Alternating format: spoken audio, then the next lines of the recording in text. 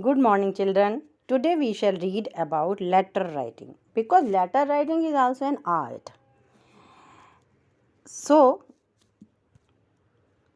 now what is the content of this lesson? Number 1, objective of this session. Number 2, introduction. Number 3, need. What is the need of writing letter? है ना? Number 4, present scenario.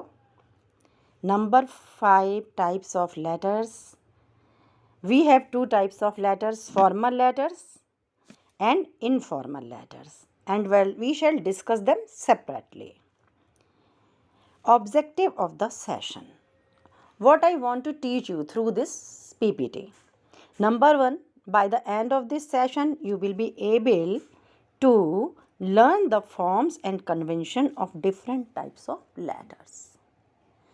यानी कि different type of letters की forms और उनके convention को आप सीख जाएंगे. Number 2, write different types of letter using acceptable format and style. Different types of letters के फॉर्मेट और स्टाइल को सीखेंगे आप. Create formal and informal letters लिखना सीखेंगे. Understand letter writing etiquettes. Letter writing के कुछ एटिकेट्स होते हैं जिन्हें हम शिष्टाचार कहते हैं, वो भी आपको आने चाहिए.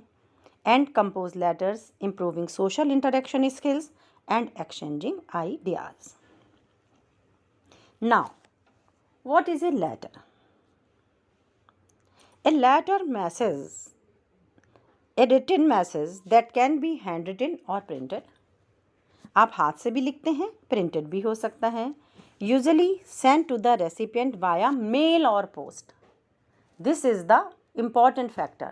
लेटर वही पोर्शन होता है, आप कुछ भी लिखते रहें कॉपी में, that is not a letter.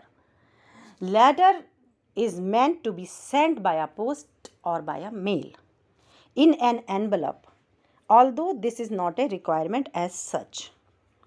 Any message that is transferred by a post is a letter. In other words, a letter is a written conversation between two parties. Why do we need to write a letter? हमें ज़रूरत क्यों पड़ती है कि हम खत लिखें? Letter writing is an important communication skill for children and adults alike. Letters serve many personal and professional purposes, enabling people to communicate while improving their social and handwriting skills. Letters are one of the indispensable modes of communication in modern society. आज की society में, modern society में भी letters जो हैं they are the indispensable modes. आप उनसे बच नहीं सकते.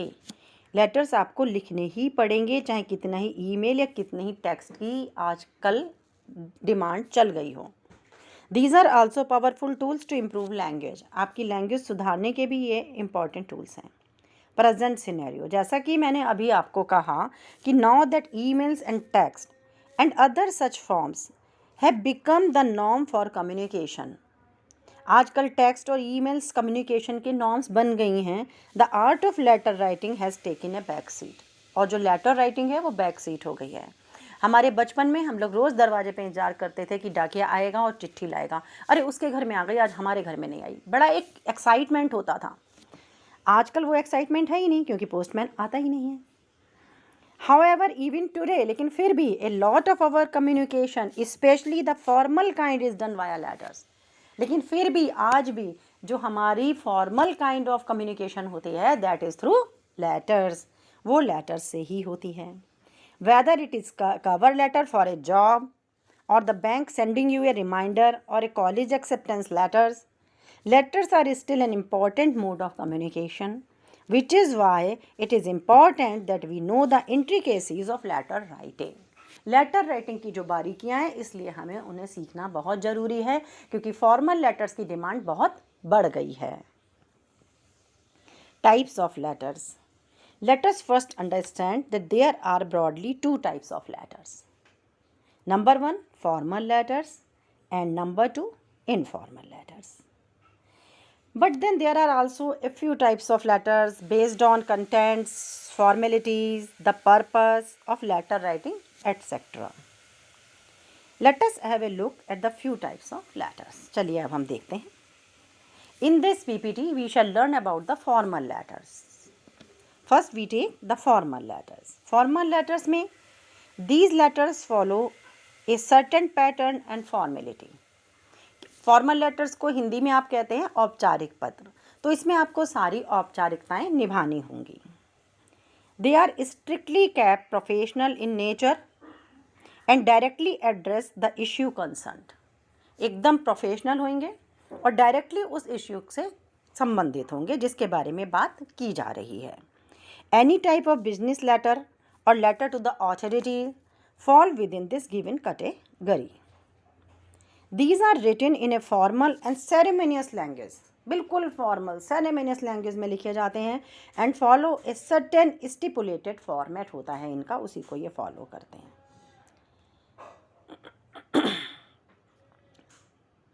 सच letters are written for official purposes to authorities को लिखे जाते हैं, डिग्निटरीज को लिखे जाते हैं, कलीग्स को लिखे जाते हैं, सीनियर्स को लिखे जाते हैं, and not to personal contact friends and family को ये लेटर्स नहीं लिखे जाते हैं.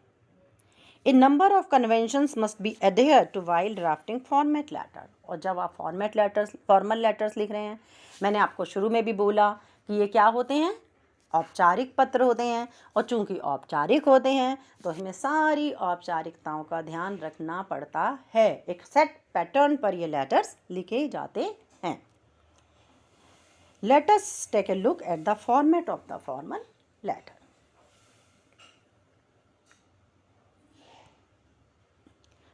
फॉर्मल लेटर्स का फॉर्मेट क्या होता है? देखिए, number 1 sender's address usually put on the top left hand corner of the page. सब कुछ लेफ्ट में ही चलेगा, मतलब अगर आप ब्लैक बोर्ड की तरफ पीट करके खड़े हैं तो आपके राइट में होगा, और अगर आप फेस करके खड़े हैं तो आपके लेफ्ट में होगा. सब कुछ लेफ्ट में होगा. पहली इस बात को बिल्कुल ध्यान रखिए. सबसे पहले सेंडर्स एड्रेस, जो लेटर भेज रहा है उसका address, then date, then receiver's address जिसको लेटर भेजा जा रहा है, then greetings must be respectful and not to personal because it is a formal letter. Then subject, colon लगाकर फिर आप सब्जेक्ट लिखेंगे कि किस विषय में आप वो खत लिख रहे हैं.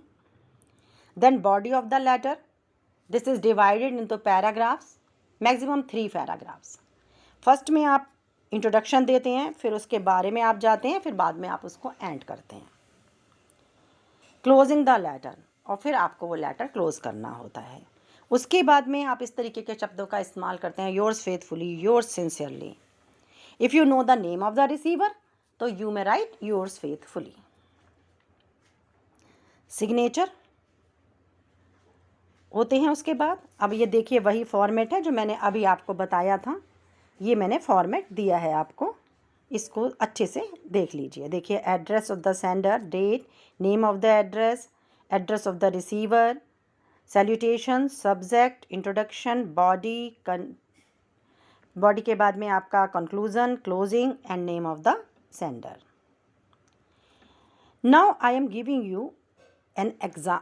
फॉर्मल लेटर्स में जो आते हैं आपके, वो आते हैं business letters, letter to the principal, school letters, official letters, letters to the editor, letters of inquiry और complaints, letters of application, letters placing orders.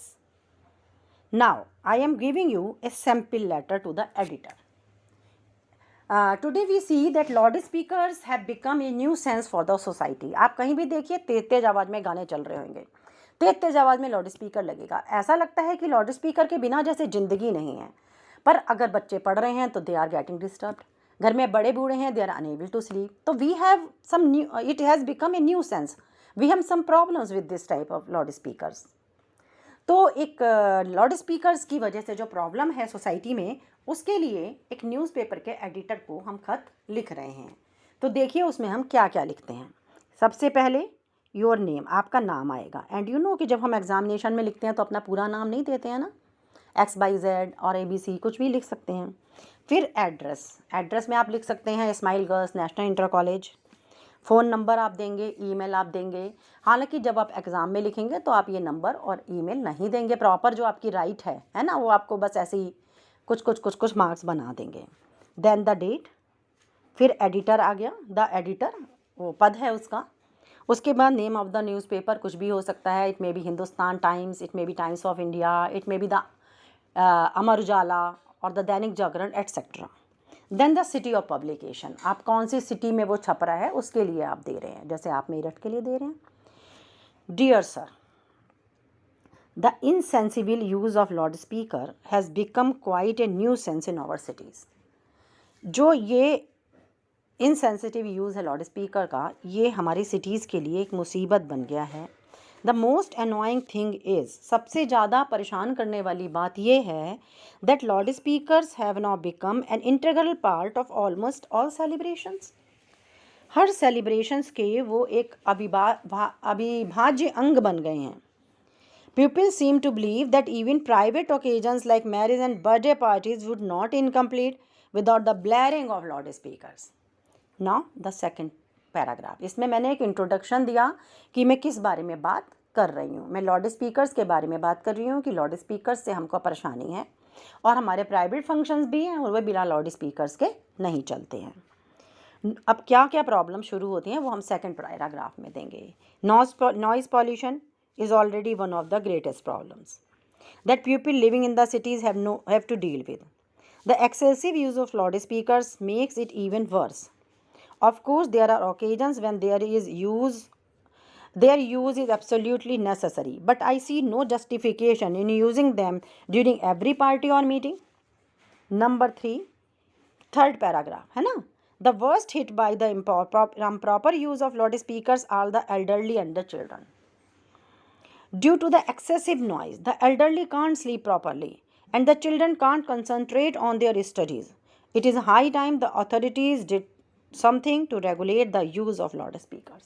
क्योंकि हम यही तो बताना चाहते हैं कि जो अथॉरिटीज़ हैं, जो शासन में लोग हैं, जो अधिकारी हैं, वो इस पर ध्यान दें और इस पर थोड़ा सा प्रतिबंध लगाएं। सिंसियरली। अब आप नीचे अपना नाम देंगे और एग्जामिनेशन में नाम नहीं दिया जाता है। ऐसे आप एक आध और एग्जाम्पल्स देखिएगा, आपको बिल्कुल क्लियर आ जाएगा। Tomorrow we shall read about the informal letters. Okay, have a good day.